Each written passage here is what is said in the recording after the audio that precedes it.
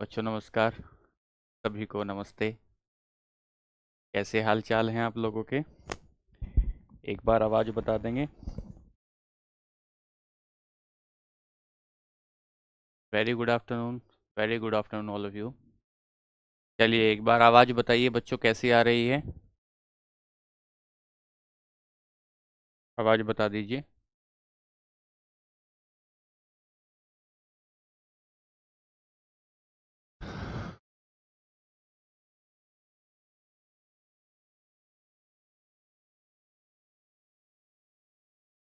राधे राधे, सभी को नमस्ते, सभी को नमस्ते। अच्छा, चलिए।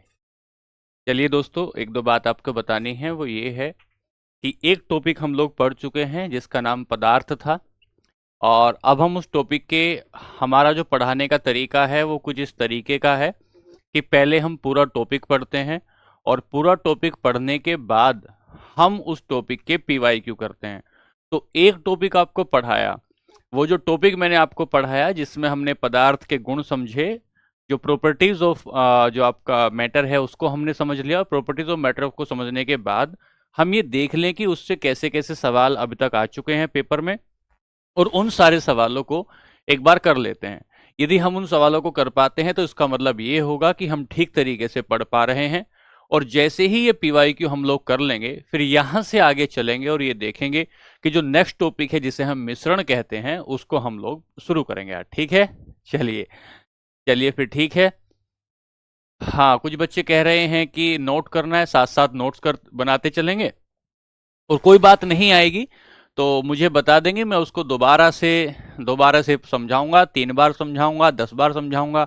मेरी कोशिश रहेगी कि आपको बेहतर तरीके से समझा पाऊं। लेकिन मेरा अपना पढ़ाने का तजुर्बा और अनुभव ये रहा है बच्चों कि पहले हम एक बार पूरा का पूरा हम टॉपिक पढ़ते हैं, टॉपिक के बाद उसके पीवाईक्यू कर लेते हैं और पीवाईक्यू करने के बाद फिर हम आगे बढ़ते हैं। उससे फायदा ये होता है कि ताजा ताजा टॉपिक तुरंत रिवीजन भी हो जाता है और रिवीजन के बाद हमें एक हमारी जो अंडरस्टैंडिंग है वो भी बेहतर हो जाती है। तो आइए शुरू करते हैं। आइए। तो सवाल लेते हैं। पहला सवाल है, पहला सवाल आज की क्लास का है। जो हमने टॉपिक पढ़ा था मैंने आपको अभी बताया कि जो टॉपिक था हमारा, जिसका नाम था पदार्थ या मैटर, मैटर, उसी टॉपिक के आज हम लोग पीवाईक्यू कर रहे हैं। उसी टॉपिक के आज हम लोग पीवाईक्यू कर रहे हैं और पीवाईक्यू करने के बाद क्लास में जब आगे बढ़ेंगे तो आज हम मिश्रण टॉपिक, जो हमारा टॉपिक नंबर 2 होगा, उसे पढ़ रहे होंगे। इससे आगे बढ़ेंगे। ठीक है? तो ये तो हुआ यहां तक की बात। शुरू करते हैं। आइए। तो किसी पदार्थ को गर्म करने पर उसके कणों पर क्या प्रभाव पड़ता है? What effect does heating a substance have on it's? अगर किसी पदार्थ को हम गर्म करते हैं तो उस पर क्या प्रभाव पड़ता है? पिछली क्लास में हमने एक बात समझी थी कि यदि हम किसी पदार्थ को गर्म करें, किसी पदार्थ को, किसी मैटर को हीट देते हैं, तो हीट देने पर जो उसका आयतन है, आयतन में वृद्धि होती है, उसके वॉल्यूम में वृद्धि होती है। वॉल्यूम में वृद्धि का मतलब क्या है कि जो पार्टिकल हैं और पार्टिकल के बीच की दूरी है, कणों के बीच की दूरी बढ़ जाती है, कणों के बीच की दूरी बढ़ जाती है, पार्टिकल के बीच की दूरी बढ़ जाती है। और पार्टिकल के बीच की दूरी के साथ साथ वो जो तेज तेज गति में, तेज गति से घूमने लगते हैं तो उनकी गति भी बढ़ जाती है। तो सवाल पहला हुआ, किसी पदार्थ को गर्म करने पर उसके कणों पर क्या प्रभाव पड़ता है? क्या वो तेज गति से करते हैं या वो धीमी गति करते हैं, गति करना बंद कर देते हैं, या वो नष्ट हो जाते हैं? तो हमने कहा सर ये धीमी गति तो नहीं करेंगे, गति करना बंद भी नहीं करेंगे, नष्ट भी नहीं होते। क्या मतलब है नष्ट होने का? तेज गति करने लगते हैं, तेज गति करने लगते हैं। एक बात हुई। और दूसरी बात आप समझे कि जब वो तेज गति करते हैं, सुनना ध्यान से, टॉपिक रिवीजन हो जाएगा भाई। कणों के गति करना, motion of particle, motion of particle, motion of particle, कणों का गति करना, मोशन ऑफ पार्टिकल क्या कहलाता है? ये उस एटम की गतिज ऊर्जा कहलाता है। उस एटम की गतिज ऊर्जा या काइनेटिक एनर्जी से कहते हैं, गतिज ऊर्जा या काइनेटिक एनर्जी कहते हैं। जो बच्चे पिछली क्लास में ये नहीं समझ पा रहे थे कि ये काइनेटिक एनर्जी क्या होती है, तो किसी भी पदार्थ के जो छोटे छोटे कण होते हैं उन कणों में एक गति होती है, उन कणों में घूर्णन होता है, लगातार वो गति करते रहते हैं, उस गति को ही काइनेटिक एनर्जी कहते हैं। और उस गति को ही काइनेटिक एनर्जी कहते हैं, और काइनेटिक एनर्जी ही गतिज ऊर्जा कहलाती है। बात समझे। एक बात, सवाल नंबर 2 लेंगे। सवाल नंबर 2 लेंगे, पदार्थ की निम्नलिखित में से कौन सी अवस्था अत्यधिक संपीड़ित होती है? Which of the following state of matter is are highly compressible? Highly compressible क्या होता है? तो हमने आपको बताया था कि कंप्रेस होने का जो गुण था, जो कंप्रेसिबिलिटी थी, जो कंप्रेसिबिलिटी जिसे संपीड़ियता कह रहे थे, जो कंप्रेसिबिलिटी थी या जिसे जो संपीड़ियता कह रहे थे, संपीड़ियता का मतलब था दबने का गुण। दबने का गुण, दबने का गुण का मतलब क्या होता है? जिसके आयतन में कमी हो सकती हो, जिसके वॉल्यूम या आयतन में कमी की जा सकती हो, जिसे दबाकर उसके वॉल्यूम में कमी की जा सकती हो, उसे ही कंप्रेसिबिलिटी। गुब्बारे को दबा के आपको दिखाया था तो समझे। ठोस अवस्था की कंप्रेसिबिलिटी नहीं, ठोस में कंप्रेसिबिलिटी ना के बराबर होती है। ठोस और द्रव अवस्था में, ठोस में ना के बराबर होती है, लेकिन द्रव में, हां, द्रव में कंप्रेसिबिलिटी होती है, लेकिन तुलनात्मक गैस की तुलना में कम होती है, गैस की तुलना में कम होती है। द्रव अवस्था में, सर द्रव अवस्था में कंप्रेसिबिलिटी होती है, लेकिन द्रव अवस्था में जो कंप्रेसिबिलिटी होती है वो सबसे ज्यादा नहीं होती, सबसे ज्यादा नहीं होती। गैसीय अवस्था में कंप्रेसिबिलिटी सबसे ज्यादा होती है, गैसीय अवस्था में सबसे ज्यादा होती है। मैंने आपको बताया था कि आपने गुब्बारा लिया और इस गुब्बारे को अगर आप ऐसे दबाओगे, अगर इस गुब्बारे को, इस बैलून को अगर आप ऐसे दबाते हो तो ये दब जाता है, और अगर ये दब जाता है तो इसी दबने के गुण को ही आप क्या कह रहे हैं? इसी दबने के गुण को ही, ये ऐसे दबना शुरू हो गया, भीतर की तरफ आ गया, तो इस दबने के गुण को ही आपने क्या कहा? इसे ही कंप्रेसिबिलिटी कहा, इसे ही कंप्रेसिबिलिटी कहा।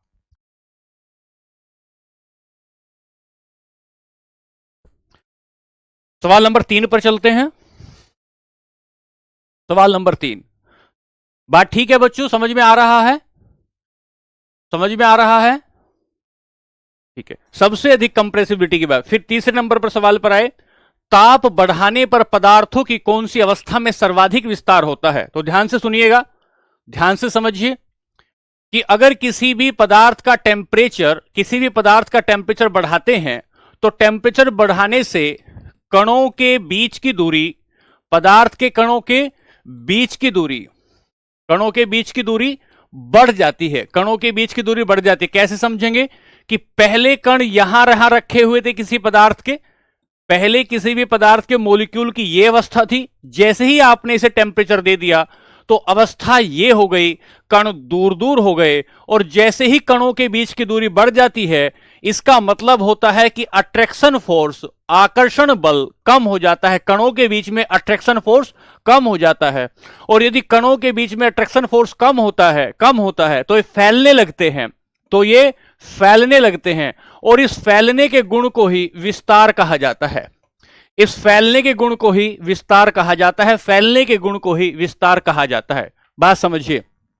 तो टेम्परेचर के बढ़ाने पर पदार्थ की कौन सी अवस्था सबसे ज्यादा फैलती है? सबसे ज्यादा गैस फैलता है, सबसे ज्यादा गैस फैलता है। सबसे ज्यादा गैस क्यों फैलता है? क्योंकि इसमें पहले से ही पदार्थों के बीच में अट्रैक्शन फोर्स कम होता है।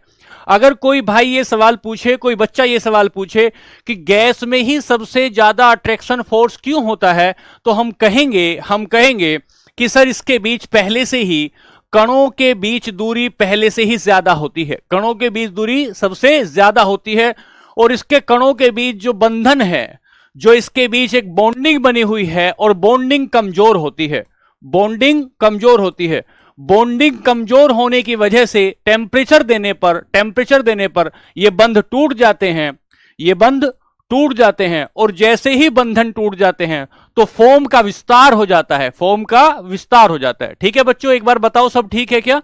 सब समझ में आ रहा है? कोई बात आपको ऐसी तो नहीं जो नहीं समझ में आ रही हो? सवाल नंबर 3। सवाल नंबर 4 पर चलते हैं। एक बार कमेंट करके बताइए सब ठीक है, पीछे जो आपने पढ़ा है। सवाल नंबर 4 पर चलते हैं। निम्नलिखित में से किस पदार्थ में कण अधिकतम बल के साथ बंधे होते हैं? कौन से में अधिकतम बल के साथ? कोई बच्चा कह रहा है कि ग्रुप डी के पीवाई करो। बच्चों टॉपिक से कहीं से भी टॉपिक में कि इस टॉपिक से किसी ने भी सवाल पूछा होगा, छोटे से छोटा बड़े से बड़ा कोई सवाल पूछा होगा, सारे सवाल हम यहां लगाकर लेके आएंगे। ठीक है, चलिए बहुत बढ़िया। तो हमने कहा कि निम्नलिखित में से किस कण में अधिकतम बल होता है? क्या लोहे की छड़ में, कलम की स्याही में, इत्र में, या पानी में? अगर पानी को देखोगे तो पानी तो द्रव अवस्था होती है, इसमें सबसे ज्यादा तो नहीं होता, मतलब अट्रैक्शन फोर्स सबसे ज्यादा नहीं होता। इत्र की बात करें, इस भी वेपर के फॉर्म में भरा होता है, इसमें भी नहीं होता। कलम की स्याही वो भी एक प्रकार का लिक्विड है, उसमें भी नहीं होता। लोहे की छड़ का मतलब क्या है? ठोस अवस्था है, सॉलिड स्टेज है। और ठोस अवस्था की खास बात क्या होती है? सॉलिड स्टेज की खास बात क्या होती है? इसका अट्रैक्शन फोर्स, इसका पीछे बताया था ना, इसका आकर्षण बल सर्वाधिक होता है। और अगर आकर्षण बल, अट्रैक्शन फोर्स सर्वाधिक होता है तो इसके बीच में कणों के बीच की दूरी, इंटरमॉलिक्यूलर स्पेस, दूरी सबसे कम होती है।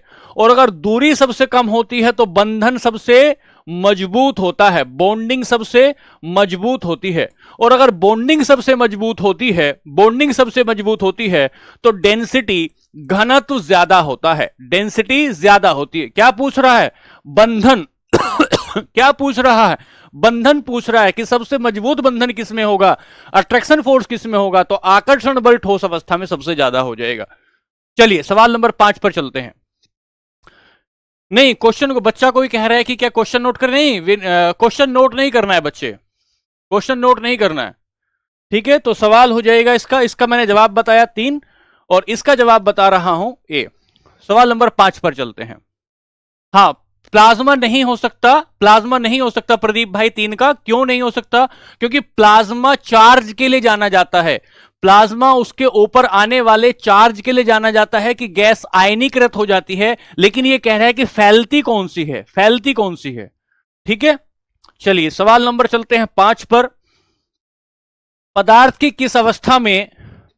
किस अवस्था में कणों में गतिज ऊर्जा सबसे ज्यादा होती है? तो हमने कहा कि कोई पदार्थ होता है, बहुत बेसिक से समझे, कोई मैटर होता है, वो मैटर छोटे छोटे कणों से मिलकर बनता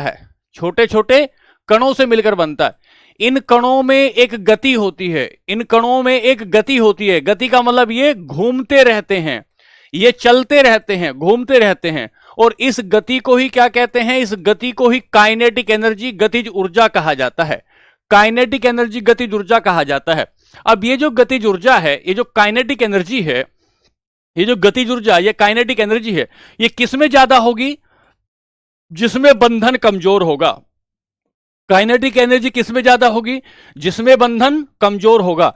और बंधन कमजोर किसमें है? ये ठोस है, ठोस के पार्टिकल ऐसे रखे गए हैं, ये ठोस के पार्टिकल हैं। फिर यहां से आगे गए, ये लिक्विड है, ये लिक्विड के पार्टिकल ऐसे रखे गए, यहां थोड़ा सा बंधन कमजोर हुआ। फिर यहां से आगे गए, ये गैस है, यहां पार्टिकल ऐसे रखे गए, ये बंधन और कमजोर हो गया। फिर यहां से आगे गए, ये प्लाज्मा है, इसका बंधन और कमजोर है। तो जितना कमजोर बंधन होगा उतनी ही काइनेटिक एनर्जी ज्यादा हो जाएगी। तो हमने कहा लेकिन हम क्या कह रहे हैं काइनेटिक एनर्जी में हम क्या कह रहे हैं कि सबसे ज्यादा किसकी होगी गतिज ऊर्जा? तो सबसे ज्यादा कहेंगे हम लोग इसमें आपकी गैस की जो है, सबसे ज्यादा आपकी इसमें गतिज ऊर्जा प्लाज्मा की हो जाएगी। सबसे ज्यादा काइनेटिक एनर्जी किसकी हो जाएगी? प्लाज्मा की हो जाएगी। जैसे जैसे इस तरफ बढ़ना शुरू करेंगे तो इनका बंधन ऊर्जा कमजोर हो जाएगी, और बंधन ऊर्जा कमजोर हो जाने से काइनेटिक एनर्जी बढ़ जाएगी। तो जब भी कभी इसमें कोई आपको जो है आपको कोई डाउट आ रहा हो तो कहें कि बंधन ऊर्जा कमजोर होने से, वीक हो जाएगी बॉन्डिंग या बंधन के कमजोर होने से गतिज ऊर्जा बढ़ती है, काइनेटिक ऊर्जा, गतिज ऊर्जा या काइनेटिक एनर्जी बढ़ जाती है, काइनेटिक एनर्जी बढ़ जाती है। यह बात हो गई, ठीक है, बात ठीक है। यहां से आगे बढ़ें। चलिए एक बार और समझा रहा हूं मैं आपको कि पदार्थ छोटे छोटे कण से मिलकर बनता है, कण गति करते रहते हैं। ये जो कण गति करते हैं इनकी गति को ही क्या कहते हैं, इन कणों की गति को ही हम गतिज ऊर्जा कहते हैं। गतिज ऊर्जा में बंधन बहुत कमजोर होते हैं, बंधन बहुत कमजोर होते हैं, ठीक है। फिर हमने बताया था फिर हमने बताया था कि सर सबसे ज्यादा ठोस में कण पास होते हैं, इसके बाद द्रव में थोड़ा थोड़ा दूर होते हैं, इसके बाद गैस में बहुत दूर हो जाते हैं, और उसके बाद प्लाज्मा में तो क्योंकि प्लाज्मा कब बन रहा है, जब आप 3000 डिग्री सेंटीग्रेड से लेकर 10,000 डिग्री सेंटीग्रेड किसी गैस को दे देते हैं, 3000 डिग्री सेंटीग्रेड से 10,000 डिग्री किसी के दे देते हैं, तब प्लाज्मा बनता है। यह प्लाज्मा कहां मिलता है, यह प्लाज्मा सूर्य में मिलता है, यह प्लाज्मा तारों में मिलता है, तारों में मिलता है। तो सर बहुत ज्यादा काइनेटिक एनर्जी प्लाज्मा की होती है। मैं समझा रहा हूं ना बच्चे, बॉन्डिंग जिससे एक दूसरा कण बंध के बैठा है, जिससे एक दूसरा कण बंधकर बैठा है, उसे ही कहते हैं, ठीक है। तो काइनेटिक एनर्जी सबसे ज्यादा, अगर यहां देखो कुछ बच्चों को डाउट आ रहा है तो मैं यहां लिख देता हूं, कुछ बच्चों को डाउट आ रहा है कि काइनेटिक एनर्जी ठोस में, उसके बाद द्रव में, फिर गैस में और फिर प्लाज्मा में। बच्चों डाउट को क्लियर करो। जैसे जैसे प्लाज्मा से इधर बढ़ते जाओगे, प्लाज्मा में सबसे ज्यादा, फिर गैस में उससे कम, फिर द्रव में उससे कम, और ठोस में सबसे कम हो जाएगी, ठीक है। आगे चलें, चलिए यहां से आगे चलते हैं सवाल नंबर 6 पर। निम्नलिखित में से कौन सा गैस का लक्षण नहीं है, निम्नलिखित में से कौन सा गैस का लक्षण नहीं है, गैस का लक्षण इनमें से कौन सा नहीं है। चलिए पहला, यह अत्यधिक संपीड़ित होती है। क्या गैस को बहुत ज्यादा कंप्रेस किया जा सकता है, हां, गैस को बहुत ज्यादा कंप्रेस किया जा सकता है, यह बात तो ठीक है। दूसरी बात, इसका आकार निश्चित होता है क्या, नहीं, गैस का आकार निश्चित नहीं होता। यहां से आगे पढ़ने की जरूरत नहीं। सर गैस की जब हम बात करते हैं, गैस के गुण क्या क्या होते हैं, पिछली क्लासेस में पढ़ा है कि गैस के गुण क्या क्या होते हैं। पहला गैस का गुण होता है कि इसका आकार अनिश्चित होता है, आकार अनिश्चित होने का मतलब क्या है, इनडेफिनेट शेप होती है, आकार अनिश्चित का मतलब है इनडेफिनेट शेप होती है। मतलब जिस बर्तन में डालोगे उसी का आकार लेगी, जिस कंटेनर या जिस बर्तन में डालते हैं, उसी का आकार ले लेती है, जिस बर्तन में डालते हैं उसी का आकार ले लेती है। सर कैसे समझे, सर दिल वाले गुब्बारे में डाला तो दिल का आकार ले लिया, सर ऐसे वाले गुब्बारे में डाला तो इसका आकार ले लिया, सर ऐसे लंबा बेलनाकार गुब्बारे में डाला तो इसका आकार ले लिया। गैस की खास बात ये होती है कि वह जिसमें डालते हैं उसी का आकार ले लेती है। मैं सभी का चैट देख रहा हूं बच्चों, सभी का चैट देख रहा हूं, आप चिंता ना करें। नहीं, क्वेश्चन को नोट नहीं करना है बेटा, साक्षी बेटा क्वेश्चन को नोट नहीं करना है, आपके नोट्स बने हुए हैं, बस उनको रिवीजन करना है, ठीक है। यहां से आगे चले, नहीं 5 का सी नहीं होगा, 5 का डी होगा भाई, डी होगा, ठीक है। आगे चलते हैं, यहां से आगे चले तो हमने कहा गैस का आकार अनिश्चित होता है, दिल का आकार लेगा, इसका आकार लेगा, इसका आकार लेगा, तो इसका आकार निश्चित होता है, यह बात गलत है। इनमें विसरण की दर बहुत ज्यादा होती है, हां, इनमें आपस में मिलने की दर बहुत ज्यादा होती है। इनके कण बहुत शिथिल रूप से भरे हुए होते हैं, हां, इनके कण बहुत शिथिल रूप का मतलब लूजली पैक्ट होते हैं, सवाल नंबर 7 पर आएंगे। पदार्थ की अवस्थाओं में दाब में परिवर्तन के प्रभावों को कौन सा कथन सही है, कौन सा कथन सही है। अब ध्यान से सुनना, सवाल नंबर 7 को बता रहा हूं, 7 को बता रहा हूं कि अगर किसी पदार्थ पर पदार्थ पर दाब का प्रभाव, पदार्थ पर दाब का प्रभाव, effect of pressure on matter, क्या प्रभाव होता है। अगर हम किसी भी गैस का दाब बढ़ाते हैं, तो दाब बढ़ाते हैं तथा तापमान कम करते हैं, प्रेशर बढ़ाया, तापमान कम किया, तो गैस को हम द्रव अवस्था में तब्दील कर सकते हैं, गैस को लिक्विड में चेंज कर सकते हैं। और इसका एग्जाम्पल क्या बनता है, अगर आप लिक्विड पेट्रोलियम गैस एलपीजी को, लिक्विड पेट्रोलियम गैस जब आप सिलेंडर में भरते हैं, लिक्विड पेट्रोलियम गैस जब आप सिलेंडर में भरते हैं तो उसके टेम्परेचर को कम किया जाता है और प्रेशर को ज्यादा किया जाता है। तभी जब आप अपने गैस सिलेंडर को देखेंगे तो गैस सिलेंडर को कमर लगा के देखे गर्मियों में, वो ठंडा लगता है। गैस सिलेंडर ठंडा लगता है, उसका कारण क्या है तो इसके भीतर एलपीजी, इसके भीतर क्या है, एलपीजी। और एलपीजी एक प्रकार की गैस है। यह किस किस का, यह ब्यूटेन और प्रोपेन का मिश्रण है, ब्यूटेन और प्रोपेन गैस का मिश्रण है। लेकिन जब आप इसे हिलाकर देखते हैं, जब आप इसे हिलाकर देखते हैं तो आप देखते हैं कि यह द्रव है, यह द्रव है। तो किसी भी पदार्थ पर प्रेशर बढ़ाकर, ताप घटाकर गैस को द्रव अवस्था में तब्दील किया जा सकता है, गैस को तरल अवस्था में तब्दील किया जा सकता है। अब आते हैं क्या कि दाब लगाने पर और ताप घटाने पर गैसें द्रवीकृत हो सकती हैं क्या, क्या गैसें लिक्विफाइड हो सकती हैं। हां, बिल्कुल हो सकती हैं। मतलब किसी भी गैस पर अगर आपने दाब बढ़ाया, उसे प्रेशर ज्यादा दिया, प्रेशर ज्यादा देने के बाद ताप घटाया तो द्रवीकृत हो सकती हैं, बात ठीक है। ठोस कार्बन डाइऑक्साइड को उच्च दाब में संग्रहीकृत किया जाता है, यह भी बात ठीक है। दोनों ही कथन ठीक है, दोनों को मैं समझाता हूं, दोनों ही कथन ठीक है, दोनों को समझाता हूं। सुनिए ध्यान से, अपने परफ्यूम की बोतल को देखिए, अपने परफ्यूम की बोतल को देखें, परफ्यूम की बोतल को हाथ लगाएं तो वह ठंडी है, ठंडी है। उसको हिलाकर देखें, परफ्यूम की बोतल को जब हिलाकर देखते हैं तो उसमें द्रव दिखता है, उसमें लिक्विड दिखता है। लेकिन यह लिक्विड जब फुहारे से बाहर निकलता है तो वेपर की फॉर्म में बाहर निकलता है, तो वाष्प की फॉर्म में, वेपर की फॉर्म में बाहर निकलता है। तो यह गैस इसके भीतर कैसे गई होगी, यह गैस इसके भीतर कैसे गई। किसी भी गैस का आपने टेम्परेचर कम किया, प्रेशर बढ़ाया, तो यह गैस लिक्विड की फॉर्म में आ जाती है।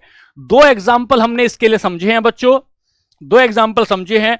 एक तो एलपीजी समझा कि एलपीजी आपने लिक्विफाइड कर दिया, और दूसरा आपने समझा CO2, कार्बन डाइऑक्साइड। जब आप कार्बन डाइऑक्साइड को टेम्परेचर कम करते हैं और उसका प्रेशर बढ़ा देते हैं तो इसे शुष्क बर्फ कहा जाता है, इसे ड्राई आइस या शुष्क बर्फ कहा जाता है, ड्राई आइस या शुष्क बर्फ कहा जाता है। पेपर में सवाल पूछेगा कि शुष्क बर्फ क्या है, शुष्क बर्फ क्या है। तो शुष्क बर्फ का मतलब होता है, ड्राई आइस का मतलब होता है कि जब आप कार्बन डाइऑक्साइड को कम टेम्परेचर पर ले आते हैं, प्रेशर बढ़ा देते हैं, तो CO2 किस में तब्दील हो जाता है, CO2 शुष्क बर्फ में तब्दील। ठीक है सर, एक भी ठीक है, दो भी ठीक है। क्या आप समझा पाए इस बात को? ठीक है रोहित भाई, थैंक यू। नेहा समझ नहीं आया, कोशिश करें समझने की, मैंने 3-4 एग्जाम्पल दिए हैं आपको। ठीक है, बात क्लियर है कि नहीं बच्चे, बताओ एक बार बताइए।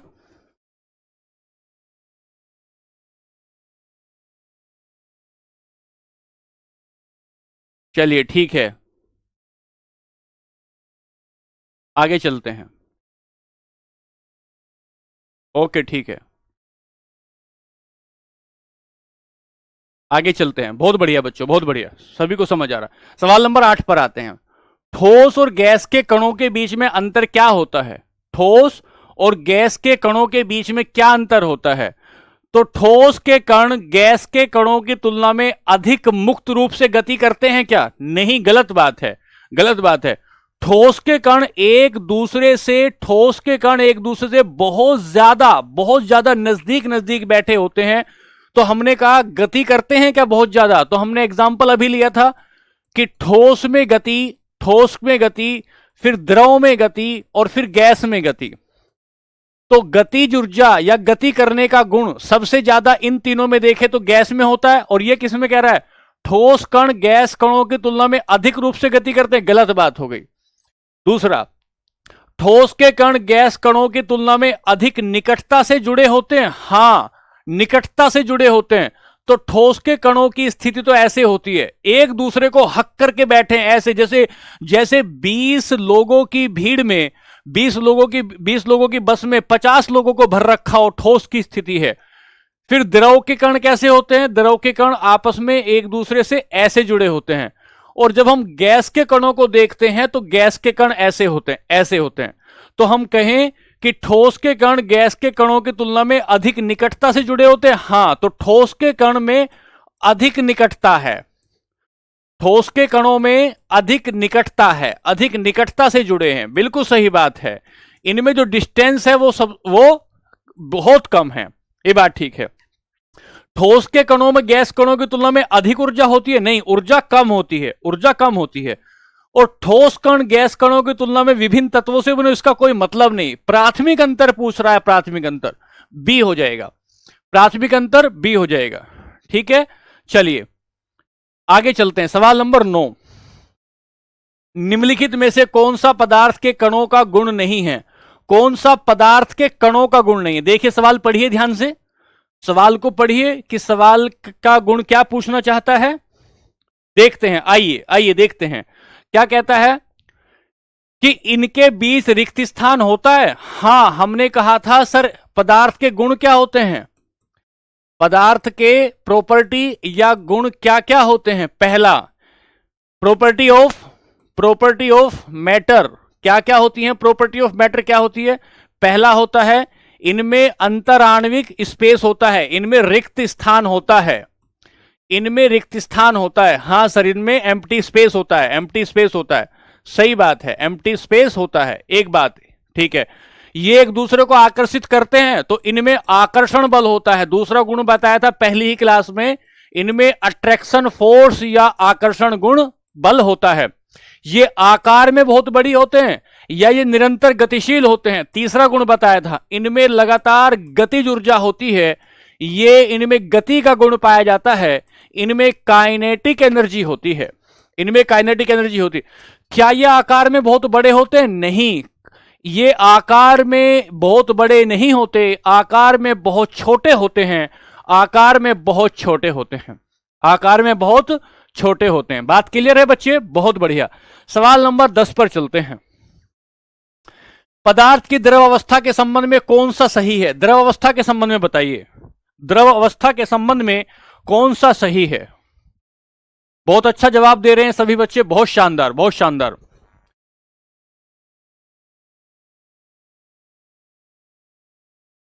एक बच्चा पूछ रहा है कि थ्योरी नहीं पढ़ाएंगे। बच्चे पहले पूरा चैप्टर पढ़ाया, फिर पीवाईक्यू करा दिए, फिर चैप्टर पढ़ाएंगे, फिर पीवाईक्यू कराएंगे, फिर चैप्टर पढ़ाएंगे, फिर पीवाईक्यू कराएंगे, चैप्टर पीवाईक्यू, ऐसे हमारा कार्यक्रम चलेगा। चलिए आइए, पदार्थ की द्रव अवस्था के संबंध में कौन सा कथन सही है? लिक्विड के बारे में बताना। पहला, द्रवों का आयतन तो निश्चित होता है लेकिन आकार निश्चित नहीं होता। बिल्कुल सही बात है कि द्रवों का आयतन तो निश्चित होता है लेकिन आकार निश्चित नहीं होता। एक बात सही है बिल्कुल। ठोस पदार्थों की अपेक्षा द्रवों में विसरण की दर अधिक होती है। कई बच्चे इस बात को नहीं समझ पाते ये विसरण क्या होता है, सारी जवानी गुजार देते हैं पर डिफ्यूजन समझ में नहीं आता कि ये डिफ्यूजन क्या होता है। सर डिफ्यूजन क्या है? ये तुम्हारा कमरा है, कमरा, इस कमरे में तुमने यहां जलाई है अगरबत्ती, यहां जलाई है अगरबत्ती, और ये अगरबत्ती फैलते फैलते फैलते फैलते कमरे के इस कोने तक चली गई है और इस हवा में जाकर मिल गई, इस हवा में मिल गई है। और हवा में मिल गई का मतलब क्या हुआ कि यहां बैठे हुए आदमी की नाक को भी सुंगाई दे रहा है, तो यही विसरण हुआ, यही विसरण हुआ। तो विसरण हुआ क्या, विसरण हुआ क्या? पदार्थ का आपस में मिल जाना, पदार्थ का आपस में मिल जाना विसरण है, पदार्थ का आपस में मिल जाना विसरण है। कुछ लोग होते हैं ना, कुछ लोग होते हैं एक ही दिन में किसी से मिले तो उसी के होकर रह गए, यही विसरण है।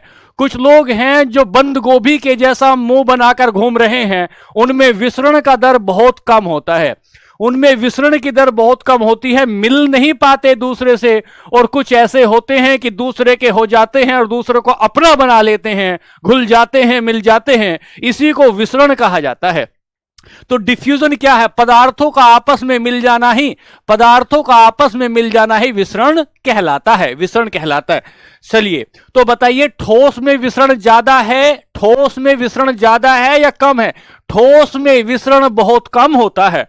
कैसे होता है, कैसे होता है? तो जान लीजिए, जान लीजिए कि ये तुम्हारा ग्लास है, इस ग्लास के भीतर तुमने रखा ये एक पत्थर, इस गिलास के भीतर तुमने एक पत्थर रखा, तो इसको आपने ऐसे भर दिया पानी से, पत्थर तो मिल नहीं पा रहा है, पत्थर तो मिल नहीं पा रहा है। अगर पत्थर नहीं मिल पा रहा है तो इसे ही कहते हैं कि ठोस में विसरण की दर बहुत कम होती है, ठोस में विसरण की दर बहुत कम होती है। तो हमने कहा, पढ़ा कि ठोस पदार्थों की अपेक्षा द्रवों में विसरण की दर अधिक होती है। हां, ठोस की अपेक्षा द्रव में विसरण की दर अधिक होती है। तो हमने कहा एक भी ठीक है और दो भी ठीक है। मैंने समझाने की बहुत कोशिश की बच्चों, मैंने समझाने की बहुत कोशिश की कि आप इस बात को समझ पाए। चलिए आते हैं सवाल नंबर, आते हैं 11 पर, सवाल नंबर आते हैं 11 पर। निम्नलिखित में से कौन सा पदार्थ की अवस्थाओं के बीच एक परिवर्तन नहीं है? कौन सा अवस्था परिवर्तन, कौन सा अवस्था परिवर्तन से संबंधित नहीं होता है?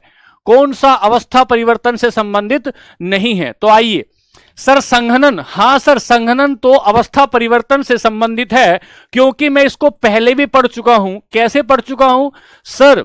जब कोई गैस द्रव में बदल जाती है, जब कोई गैस लिक्विड में चेंज हो जाती है, लिक्विड में चेंज होती है, तो इसी को क्या बोलते हैं? संघनन कहते हैं। पिछली क्लास में हमने सुना था कि सर बादल संघनन का उदाहरण है, बादल संघनन का उदाहरण है। ओस, क्लाउड, ड्यू किसका उदाहरण है? संघनन का उदाहरण है। सर कोहरा भी किसका उदाहरण? संघनन का उदाहरण है। सर ये ऊर्ध्वपातन क्या होता है? ऊर्ध्वपातन मतलब होता है जब कोई ठोस सीधे, जब कोई सॉलिड सीधे गैस में तब्दील हो जाता है, तो इसे हम ऊर्ध्वपातन कहते हैं, इसे हम ऊर्ध्वपातन कहते हैं। एग्जाम्पल दिया था आपको, क्या एग्जाम्पल दिया था? सर एक केमिकली कंपाउंड है जिसका नाम नौसादर है, सर एक कपूर है, सर आयोडीन है, सर आयोडीन है, सर नेपथलीन की गोलियां हैं, नेपथलीन की गोलियां हैं। ये सब किसके एग्जाम्पल थे? ये सारे के सारे एग्जाम्पल थे ऊर्ध्वपातन के। ठीक है सर, ये भी एग्जाम्पल है। सर वाष्पन क्या होता है? वाष्पीकरण क्या होता है? सर क्वथनांक से कम बिंदु पर द्रव का वाष्प में तब्दील हो जाना। ध्यान से सुनना मेरे बच्चे, ध्यान से सुनना। वाष्पन क्या है? क्वथनांक से कम बिंदु पर, क्वथनांक से, बॉइलिंग पॉइंट से, फिर बोल रहा हूं, बॉइलिंग पॉइंट से कम बिंदु पर अगर कोई चीज द्रव से वाष्प में तब्दील हो जाती है तो उसे वाष्पन कहते हैं। तो वाष्पन भी हुआ, ऊर्ध्वपातन भी हुआ, उत्सर्जन अवस्था परिवर्तन नहीं होता, उत्सर्जन अवस्था परिवर्तन नहीं होता। बात क्लियर? बताओ बच्चों, बात क्लियर? उत्सर्जन अवस्था परिवर्तन नहीं होता है। बात ठीक है? क्लियर है ना? कोई तकलीफ तो नहीं बच्चों? कोई तकलीफ तो नहीं? चलिए, द्रव का आकार निश्चित कैसे हो जाएगा द्रव का आकार? द्रव का आकार तो अनिश्चित होता है। अरे जिस भी बर्तन में डालोगे उसी का आकार ले लेगा। बोतल में थी तो बोतल का आकार, ग्लास में आई तो ग्लास का आकार, मुंह में गई तो मुंह का आकार। अरे द्रव का आकार निश्चित नहीं होता, द्रव का आकार निश्चित नहीं होता है। बहुत बढ़िया, शानदार, बहुत शानदार। चलिए, एमिशन का मतलब होता है बाहर निकलना, एमिशन का मतलब होता है बाहर निकलना। चलिए सवाल नंबर 12 पर आना है, सवाल नंबर 12 पर आना है। आइए तेजी से, बहुत बढ़िया। चलिए आगे, चलिए क्या हो रहा है? जैसे जैसे तापमान बढ़ता है कणों की गतिज ऊर्जा पर क्या प्रभाव पड़ता है? जैसे जैसे तापमान बढ़ेगा कणों की गतिज ऊर्जा पर क्या प्रभाव पड़ेगा? तो हमने कहा कि सर ये ले लीजिए, ये ले लीजिए, हमारा एक बर्तन है, इस बर्तन में आग लगा देंगे, बर्तन में आग लगा दी आपने, बर्तन में आग लगा दी, और इस बर्तन में क्या भर दूं? इस बर्तन में बोलो क्या भर दूं? इस बर्तन में भर दो आप पानी, भर दो पानी, भर दो। जैसे जैसे तापमान बढ़ाया मेरे बच्चे ने पहले 10 डिग्री सेंटीग्रेड किया, फिर 20 डिग्री सेंटीग्रेड किया, फिर 30 कहा, सर कहा कि आग लगा दो ना, 40 कहा, 100 डिग्री सेंटीग्रेड पर पानी उबलना शुरू हो गया और धीरे धीरे भाप बननी शुरू हो गई, धीरे धीरे भाप बननी शुरू हो गई। तो अगर भाप बननी शुरू हो गई तो कणों में गति बढ़ी कि घटी? कणों में गति बढ़ गई। तापमान जैसे जैसे बढ़ाया कणों में गति वैसे वैसे बढ़ गई। निष्कर्ष क्या निकला? जैसे जैसे ताप बढ़ाता हूं कणों की गति भी बढ़ जाती है, कणों की गति भी बढ़ जाती है। तापमान बढ़ाने का कणों की गति से सीधा संबंध होता है, कणों की गति से सीधा संबंध होता है। तो आपने क्या बताया कि जैसे जैसे तापमान बढ़ाया पदार्थ के कणों की गति भी बढ़ जाती है। बहुत शानदार सवाल है, बहुत बच्चे बहुत बढ़िया। चलते हैं सवाल नंबर 13 पर। क्या कहा? किसी को डाउट तो नहीं? कोई मेरा प्यारा बालक किसी डाउट में तो नहीं? चलिए बहुत बढ़िया, आगे चलते हैं। बहुत शानदार सवाल है। क्या कहता है? द्रवों की अपेक्षा ठोसों की अपेक्षा द्रव में विसरण की दर अधिक होती है, क्योंकि। सवाल को पढ़ें और सवाल का आनंद ले, सवाल को पढ़ें और आनंद ले, यही आनंद है। क्या कहता है कि विसरण की दर, सवाल ने कहा विसरण की दर ठोस की अपेक्षा द्रव में ज्यादा होती है, यह सवाल पूछ रहा है। और कह रहा है ऐसा क्यों होता है? रेट ऑफ डिफ्यूजन ज्यादा होती है, और पूछता है सवाल कि ऐसा क्यों होता है। हमने कहा ये डिफ्यूजन क्या होता है? अरे सर शादी ब्याह में गए तो सबसे जाकर मिल गए, यही तो विसरण है। पदार्थ का एक दूसरे में मिल जाना ही तो विसरण कहलाता है। तो हमने क्या कहा, सुनिए, कि द्रव अवस्था में कण स्वतंत्र रूप से गति नहीं करते। अरे द्रव अवस्था में तो स्वतंत्र रूप से गति करते हैं, यही बात गलत कर दूंगा मैं तो। द्रव अवस्था में तो कण स्वतंत्र रूप से गति करते हैं, तभी तो भाप बन जाती है, मैं सबकी चैट देख रहा हूं, आप चिंता ना करो, सबकी चैट देख रहा हूं, आप अपना पढ़ाई पर फोकस करो पूरा रूप से। चलिए फिर दूसरा, द्रव अवस्था में कण स्वतंत्र रूप से गति नहीं करते। नहीं, द्रव अवस्था में कण स्वतंत्र रूप से गति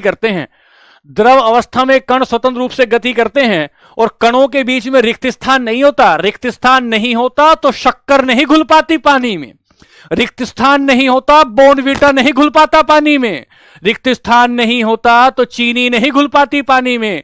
इसका मतलब द्रवों के बीच में खाली स्थान होता है।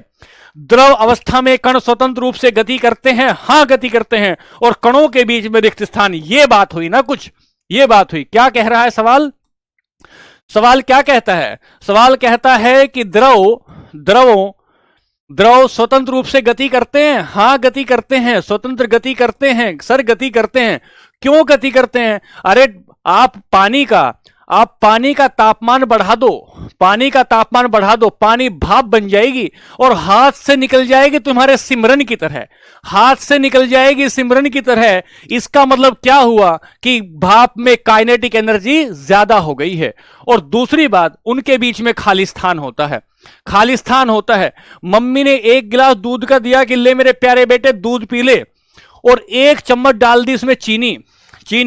चीनी डालने के बाद चीनी पता नहीं कहां चली गई, छूमंतर हो गई, चीनी गायब हो गई। अगर चीनी गायब हो गई इसका मतलब क्या था? इसका मतलब था कि कणों के बीच में कहीं खाली स्थान था, खाली स्थान था, खाली स्थान था। अरे तुमने लोहे के ताले के ऊपर चीनी रखी, बताओ चीनी गायब हुई क्या? चीनी गायब हुई नहीं, चीनी गायब हुई। अगर चीनी गायब नहीं हुई तो लोहे के कणों के बीच में, लोहे के कणों के बीच में रिक्त स्थान नहीं था, रिक्त स्थान नहीं था।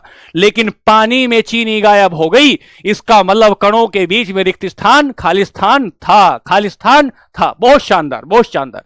तो हमने कहा कि द्रव अवस्था में कण स्वतंत्र रूप से गति करते हैं, करते हैं। इनमें रिक्त स्थान होता है, होता है सर, होता है। ठीक है। एक बच्चा कह रहा है सर मुझे द्रव बता दो, सर मुझे द्रव बता दो। बच्चे ने बोतल में बहुत द्रव देखा, लेकिन द्रव समझ में नहीं आया क्या होता है। सुनो ध्यान से बच्चों, एक शब्द होता है द्रव, एक शब्द होता है द्रव्य। द्रव्य इसको बोलते हैं लिक्विड, इसको बोलते हैं लिक्विड।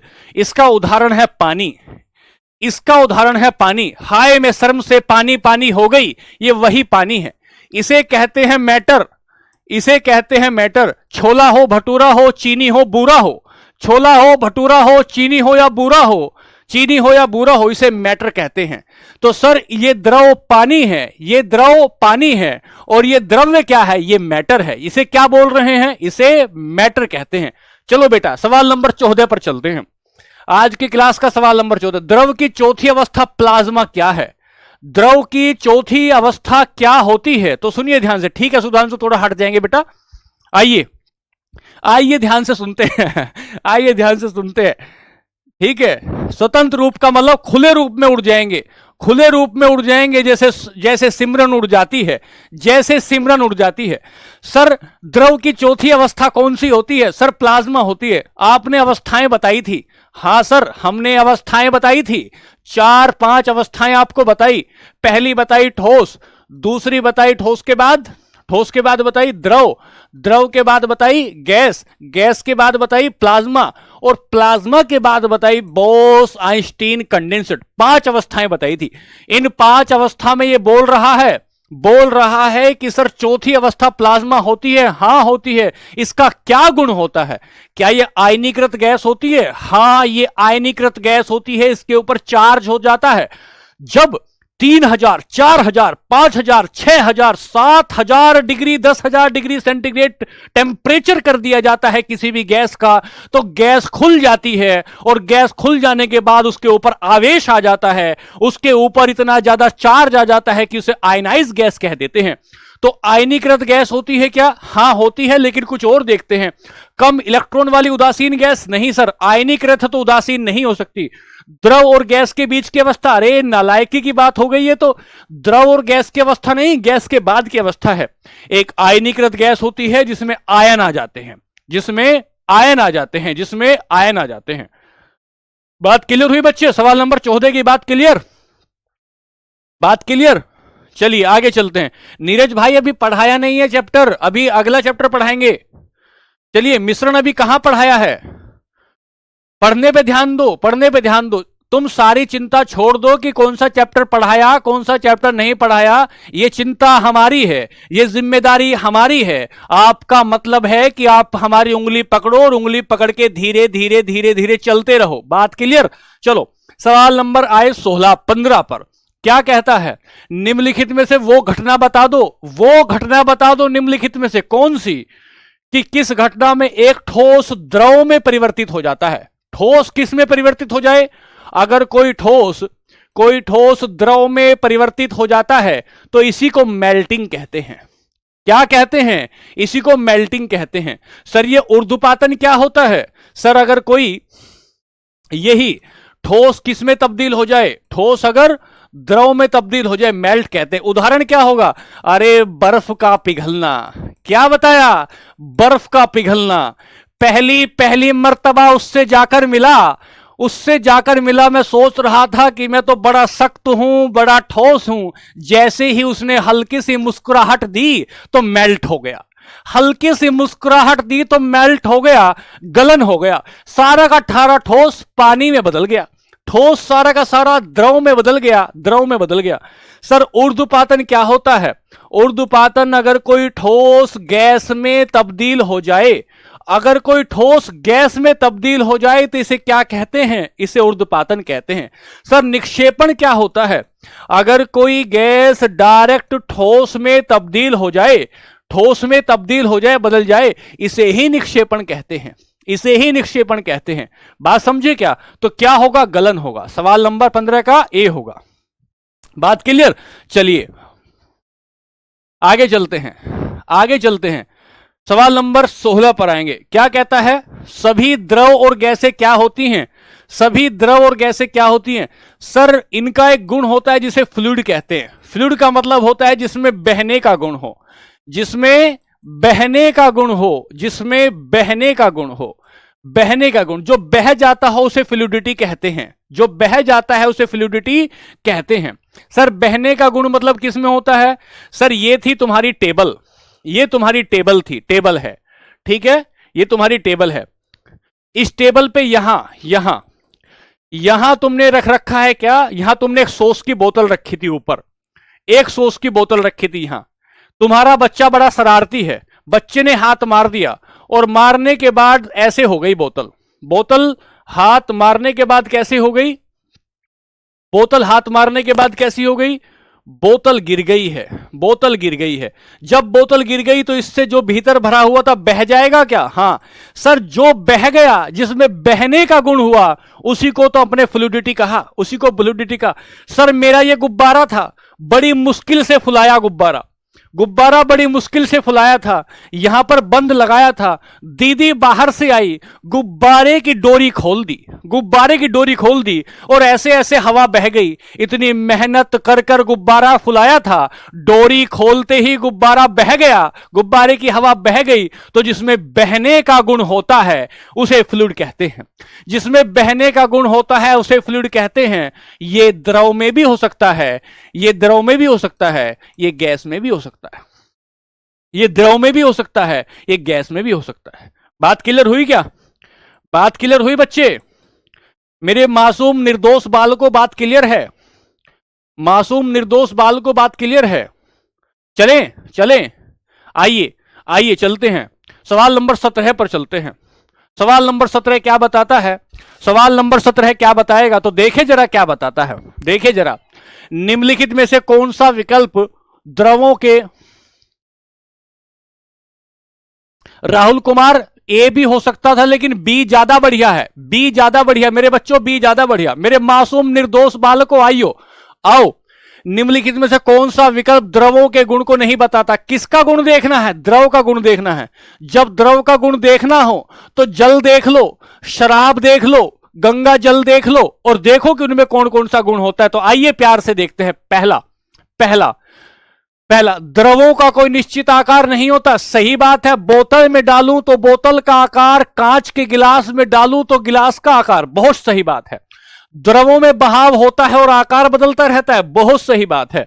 द्रवों का आयतन निश्चित नहीं होता। अरे द्रवों का आयतन निश्चित होता है, द्रवों का आयतन निश्चित होता है प्यारे बच्चों, द्रवों का आयतन, आयतन निश्चित होता है, आयतन निश्चित होता है। बहुत शानदार, बहुत बार समझा चुका हूं। कोई तकलीफ आ रही है किसी मेरे प्यारे मासूम बच्चे को, किसी मेरे प्यारे मासूम निर्दोष बच्चे को कोई दिक्कत आ रही है क्या? रोहित भाई कह रहे जादूगर की तरह समझा रहे। अरे तुम्हें केमिस्ट्री का हीरो ना बना दिया तो तुम कहना कि भाई ने क्या पढ़ाया है, तुम्हें केमिस्ट्री का जादूगर बना देंगे। सवाल नंबर आया 18, सवाल नंबर आया 18। क्या कहता है सवाल नंबर? पढ़े सवाल नंबर 18 क्या कहता है। कोई बच्चा कह रहा आयतन क्या होता है, कोई बच्चा कह रहा आयतन क्या है। बच्चे ये तुम हो, ये तुम हो और तुम जहां बैठे हो, ये कुर्सी है और ये तुम हो, और तुम जहां बैठे हो तुमने जितना स्थान घेर रखा है ये तुम्हारा आयतन है। तुम बैठे हो तो ये तुम्हारा आयतन है, तुम लेट गई तो ये तुम्हारा आयतन है, तुम खड़े हो गए तो ये तुम्हारा आयतन है, तुम जितनी जगह घेरते हो ये तुम्हारा आयतन है।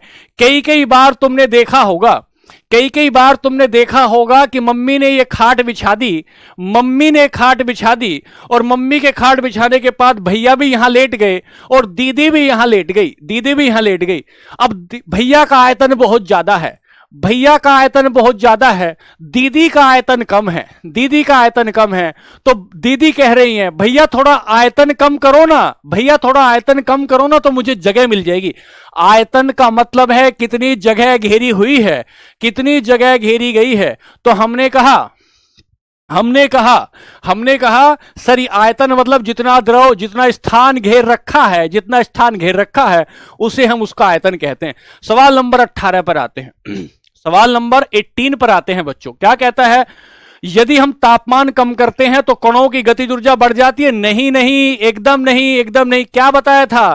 क्या बताया सर? तापमान बढ़ाने पर गतिज ऊर्जा भी बढ़ती है, तापमान बढ़ाने पर गतिज ऊर्जा भी बढ़ जाती है। तो बताया तापमान बढ़ाए तो कणों की गतिज ऊर्जा, तापमान कम करें बढ़ जाए। गलत बात, झूठी बात, असत्य वचन, एकदम असत्य वचन हो गया।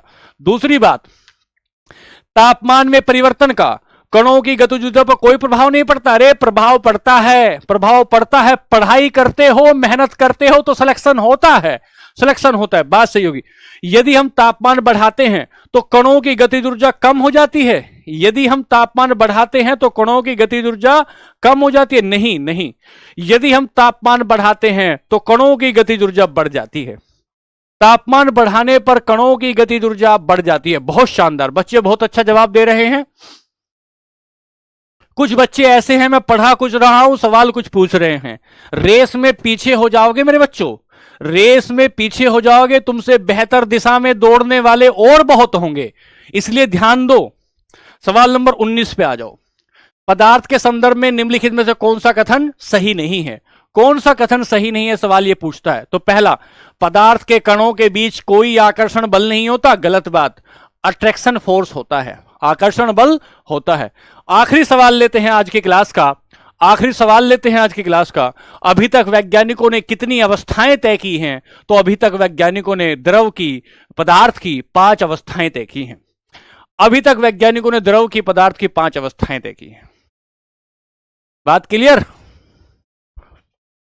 चलिए, ये हुए हमारे आज की क्लास के सवाल। कल हम लोग नया टॉपिक ले रहे होंगे, जिस टॉपिक को कहेंगे हम, जिस टॉपिक को कहेंगे मिक्सचर, और वहां फिर आपको सारी बातें समझा रहे होंगे कि कौन सा मिक्सचर कितने प्रकार का होगा।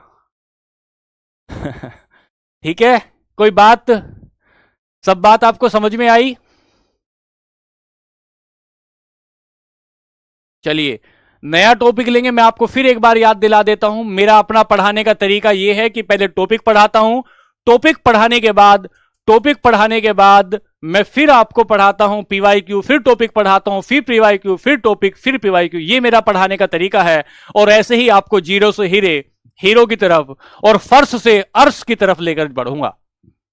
ठीक है, चलिए फिर, थैंक यू सभी को, बहुत बहुत धन्यवाद, बहुत बहुत धन्यवाद। खूब मेहनत करिए, खूब पढ़िए, खूब मेहनत करिए। फिर मिलते हैं कल की क्लास में, फिर मिलते हैं। आज के लिए नमस्ते, खुश रहिए, आनंदित रहिए, खूब पढ़िए। नमस्कार।